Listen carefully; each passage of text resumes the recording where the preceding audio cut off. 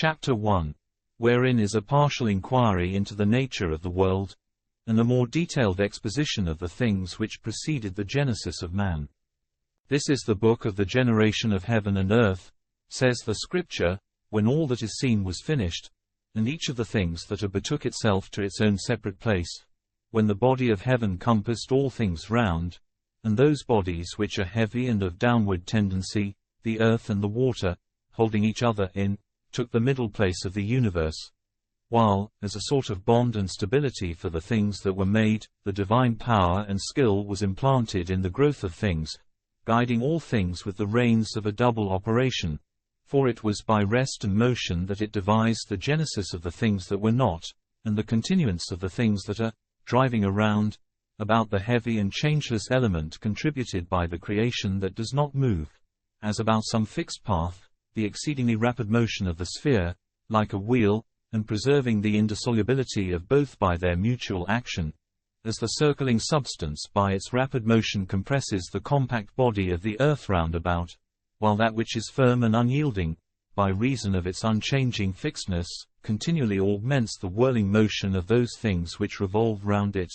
and intensity is produced in equal measure in each of the natures which thus differ in their operation, in the stationary nature, I mean, and in the mobile revolution. For neither is the earth shifted from its own base, nor does the heaven ever relax in its vehemence, or slacken its motion. These, moreover, were first framed before other things, according to the divine wisdom, to be as it were a beginning of the whole machine, the great Moses indicating, I suppose, where he says that the heaven and the earth were made by God, in the beginning, Genesis chapter 1 verse 1. That all things that are seen in the creation are the offspring of rest and motion, brought into being by the divine will. Now the heaven and the earth being diametrically opposed to each other in their operations,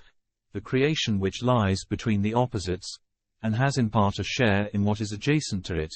itself acts as a mean between the extremes, so that there is manifestly a mutual contact of the opposites through the mean. For air in a manner imitates the perpetual motion and subtlety of the fiery substance, both in the lightness of its nature, and in its suitableness for motion.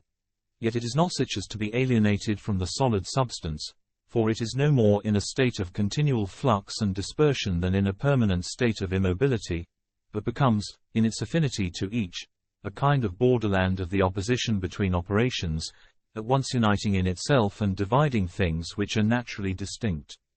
In the same way, liquid substance also is attached by double qualities to each of the opposites, for insofar as it is heavy and of downward tendency it is closely akin to the earthy, but insofar as it partakes of a certain fluid and mobile energy it is not altogether alien from the nature which is in motion,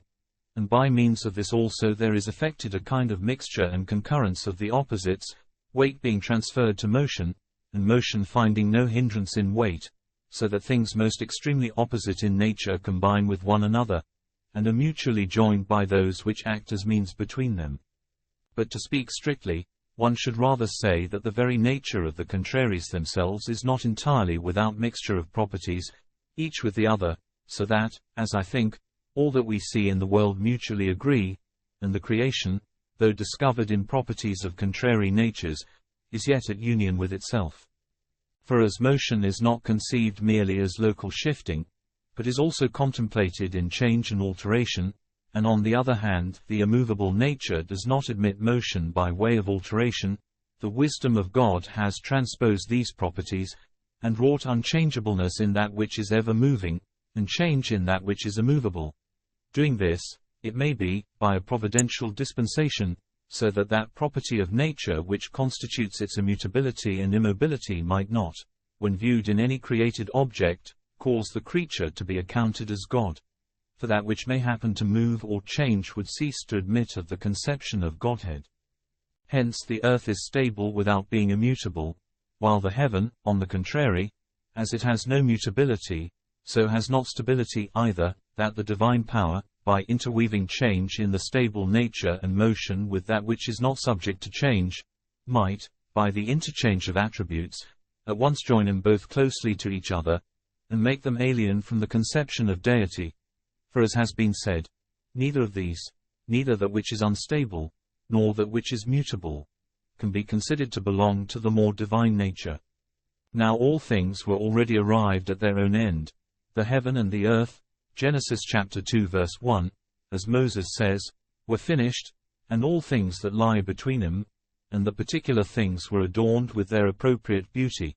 The heaven with the rays of the stars, the sea and air with the living creatures that swim and fly, and the earth with all varieties of plants and animals, to all which, empowered by the divine will, it gave birth together. The earth was full, too, of her produce, bringing forth fruits at the same time with flowers. The meadows were full of all that grows therein, and all the mountain ridges, and summits, and every hillside, and slope, and hollow, were crowned with young grass, and with the varied produce of the trees, just risen from the ground, yet shot up at once into their perfect beauty. And all the beasts that had come into life at God's command were rejoicing, we may suppose, and skipping about, running to and fro in the thickets in herds according to their kind, while every sheltered and shady spot was ringing with the chants of the songbirds. And at sea, we may suppose, the sight to be seen was of the like kind, as it had just settled to quiet and calm in the gathering together of its depths, where havens and harbors spontaneously hollowed out on the coasts made the sea reconciled with the land, and the gentle motion of the waves vied in beauty with the meadows, rippling delicately with light and harmless breezes that skimmed the surface, and all the wealth of creation by land and sea was ready, and none was there to share it.